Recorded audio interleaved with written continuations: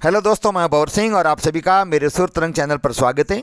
दोस्तों, आज 31 जुलाई है। आज ही के दिन हमारे महान गायक कलाकार जिनके गीत सुनकर के आप और हम सब बड़े हुए हैं, मोहम्मद रफ़ी साहब का देहावसान हुआ था। आज ही के दिन 31 जुलाई 1980 को मुंबई में हृदय गति रुकने से मात्र 55 साल की उम्र में उनका देहावसान हो गया। देहावसान से पूर्व उन्होंने अनेक कालजयी गीत गाए, ऐसे गीत जो न कोई गा सका है, न कोई गा पाएगा, और न दोस्तों इस प्रकार का कोई कलाकार दोबारा शायद ही कोई पैदा हो। ये मैं नहीं कह रहा हूँ, ये आप भी कह रहे हैं और हर महान संगीतकार फिल्मी हस्तियाँ रही है। जी हाँ दोस्तों, जब रफ़ी साहब का देहावसान हुआ तो उनका जैसे समाचार मिला तो लोगों का हुजूम उमड़ा। बरसात हो रही थी उस दिन मुंबई में ज़बरदस्त। बांद्रा के कब्रिस्तान में उनको दफनाया गया। उसके चारों ओर परकोटे पर कांच लगे हुए थे, लेकिन लोग उनके अंतिम दर्शन करने के लिए उस दीवार को फांद करके कांच के लगने से घायल भी हो गए, लहूलुहान हो गए। तदुपरांत भी नहीं रुक रहे थे।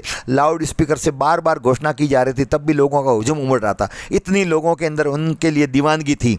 जी हाँ दोस्तों, ऐसे महान कलाकार का जन्म 24 दिसंबर 1924 को वर्तमान पाकिस्तान अमृतसर के पास में कोटला सुल्तान सिंह गांव में हुआ था। बाद में उनके पिताजी सहित वो लाहौर में आए और वहीं पर रहने लग गए। कहते हैं उनके गांव में एक फ़कीर आता था जो बहुत अच्छा गीत गाता था। उसका गीत सुन करके रफ़ी साहब घर से उनके दौड़े दौड़े उसके पीछे पीछे जाते थे खेतों तक, और गांव के बाहर तक जाते थे और फिर उस गीत को वो गुनगुनाते थे। बाद में यार दोस्तों को सुनाते थे और वहीं से उनको गाने का शौक़ लगा। और उनके परिवार में वैसे कोई गाने का प्रचलन था नहीं। देखते ही देखते अपने गली मोहल्ले और गाँव में ये बहुत मशहूर हो गए। फिर लाहौर आने के बाद में भी ये क्रम निरंतर जारी रहा।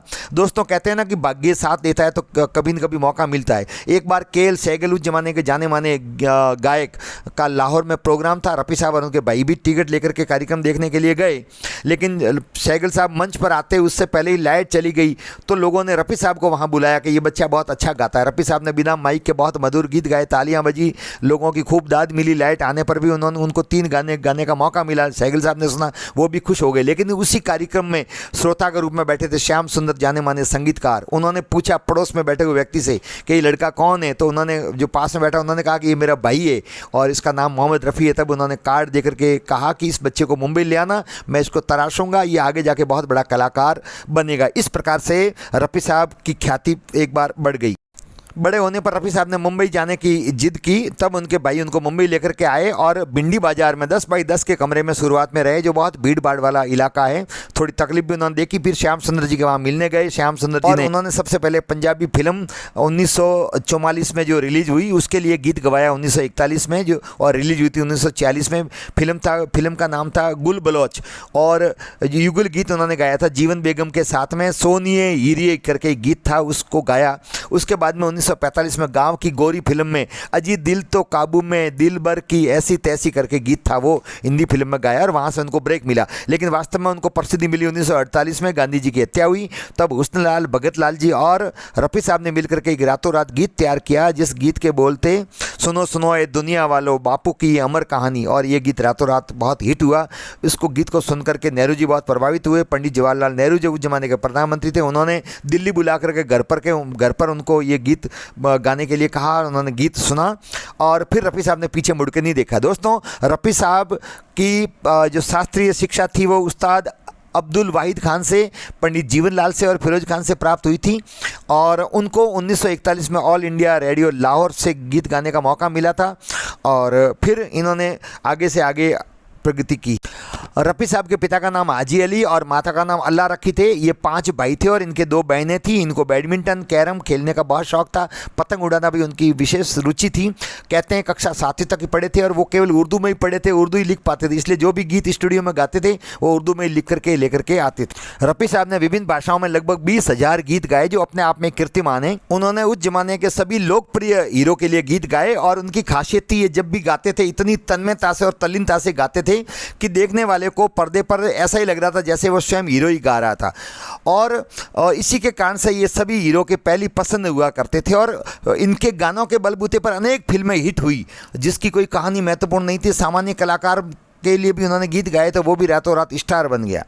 लेकिन विशेष रूप से दिलीप कुमार के लिए उन्होंने खूब गाने गाए और शम्मी कपूर के तो ये पहली पसंद थे। समस्त गाने उन्होंने उनके लिए गाए। उसके बाद में ऋषि कपूर के लिए भी गीत उन्होंने खूब गाए। अमिताभ बच्चन के लिए, जितेंद्र, धर्मेंद्र इत्यादि सभी के लिए, और राज कपूर के लिए, और उसके बाद में राजेंद्र कुमार के लिए भी उन्होंने बहुत सारे गीत गाए। उनके पसंदीदा अभिनेता में दिलीप कुमार थे। उनके पसंदीदा अभिनेत्री में मधुबाला और साधना थी। और फिल्में उनकी पसंद की थी वो हॉलीवुड की फिल्म थी एन इवनिंग इन पेरिस, और बॉलीवुड की मुगले आजम, आराधना और गाइड फिल्में उनकी पसंद की थी। संगीतकारों में के एल सहगल और खयाम उनके पसंदीदा संगीतकार थे। उन्होंने 2 शादियां की थी। पहली जो पत्नी थी बशीरा, उनसे एक पुत्र का जन्म हुआ सईद, और दूसरी शादी की थी बिल्किस बानो, जिससे उनको पहले प्रेम था और फिर बाद में शादी की।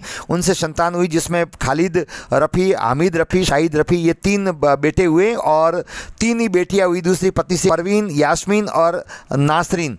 और उनकी पसंदीदा कार फिएट पद्मिनी और इम्पाला थी। दोस्तों, लता जी के साथ में इन्होंने बहुत युगल गीत गाए, लेकिन 1962 में एक विवाद हुआ जो बहुत चर्चित है, उसके बारे में आपको बताना चाहूँगा। ये रॉयल्टी को लेकर के विवाद था। लता जी का कहना था कि हम एक बार गीत गाने के बाद में फ्री हो जाते हैं, जबकि निर्माता और अन्य जो संगीतकार होते हैं वो गीत की रॉयल्टी लेते हैं। तो लता जी ने कहा कि जब भी गीत बजेगा रेडियो पर तो उसकी रॉयल्टी हमको भी मिलनी चाहिए, लेकिन रफ़ी साहब इस बात के पक्ष में नहीं थे। उनका कहना था एक बार पैसे दे देते हैं तो हमारा मेहनता ना लेके हम फ्री हो जाते हैं, हमें कोई हक नहीं है। और फिर इस बात को लेके तू मैं और रफ़ी साहब ने कहा कि मैं तुम्हारे साथ में गाना नहीं गाऊंगा, तो लता जी ने कहा कि तुम क्या गाओगे, मैं तुम्हारे साथ में नहीं गाऊंगी। और लगभग 3-4 साल तक इन्होंने गीत एक साथ दोनों ने नहीं गाए। उसी दौरान लता जी ने किशोर कुमार, महेंद्र कपूर और शैलेंद्र सिंह के साथ में गीत गाए, और वो गाने काफ़ी हिट हुए। इसी तरह रफ़ी साहब ने सुमन कल्याणपुर और आशा भोसले के साथ में गीत गाए जो काफ़ी हिट रहे, लेकिन बाद में समझौता करवा करके 4 साल बाद में 1964 और 65 के बीच में फिर उन्होंने गाने शुरू किए दोनों ने साथ में। दूसरा विवाद दोस्तों, 11 जून 1977 को गिनीज बुक ऑफ वर्ल्ड में प्रविष्टि हो गई लता जी के गीतों की संख्या को लेकर के। तो लता जी के दावे को खारिज करते हुए रफ़ी साहब ने एक पत्र लिखा जिसमें कहा था कि ये जो इन्होंने गीत गाए इससे तो कहीं ज़्यादा गीत मैंने गाए, और इसको लेकर के फिर गिनीज बुक ऑफ वर्ल्ड ने 1991 में दोनों का नाम गिनीज बुक से हटा दिया।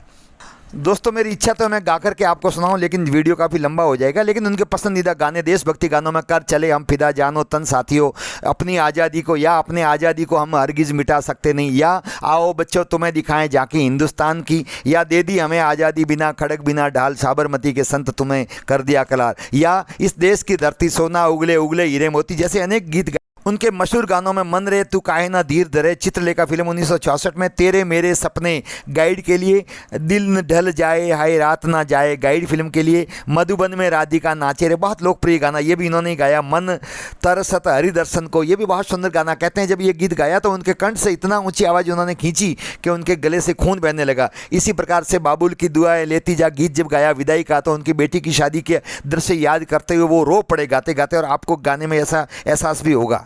इसी प्रकार फिल्म अमर अकबर एंथनी की वो कवाली कौन नहीं जानता, शिरडी वाले साईं बाबा आया हूँ तेरे दर पे सवाली, जो ऋषि के ऊपर फिल्माया गया था, यह अमर अकबर एंथनी का जो वो गाना पर्दा है पर्दे के पीछे, कितने शानदार ये गीत वो रफ़ी साहब ने गाए।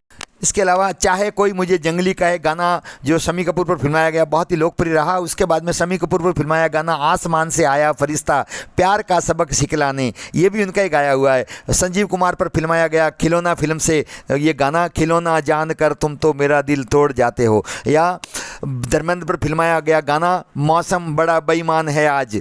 इतने शानदार गाने गाए। फिल्म सूरज जो शादी ब्याह में गीत गाया जाता है, बहारो फूल बरसाओ मेरा महबूब आया है, या आज मेरे यार की शादी है, शत्रुघ्न सिन्हा पर फिल्माया गया गाना आज भी शादी ब्याह में गाया जाता है। जो ये गाने आने वाली पीढ़ी को हमेशा प्रेरणा देते रहेंगे लोग सुन करके, और हमारे अति सुंदर अतीत को याद करते रहेंगे। तो दोस्तों, आपको ये वीडियो कैसा लगा, लाइक करें, शेयर करें, सब्सक्राइब करें। चैनल को यदि अब तक नहीं किया है तो आप सबका बहुत बहुत धन्यवाद। लेकिन वीडियो समाप्त करने से पूर्व निवेदन, आज कम से कम आप घर पे तन्मयता से गाने रफ़ी साहब के जरूर सुने। ये बहुत ही सात्विक व्यक्ति थे, एक बहुत ही धार्मिक व्यक्ति होने के उपरांत भी इनके अंदर किसी प्रकार की मजहब की कट्टरता नहीं थी। सबसे हमारे धार्मिक और देशभक्ति गीत रफ़ी साहब ने गाए। काश इनसे कोई और शिक्षा लेकर के कुछ उनके आदर्शों पर चले, यही रफ़ी साहब को सच्ची श्रद्धांजलि होगी। दोस्तों, आप सबका बहुत बहुत धन्यवाद। जय हिंद।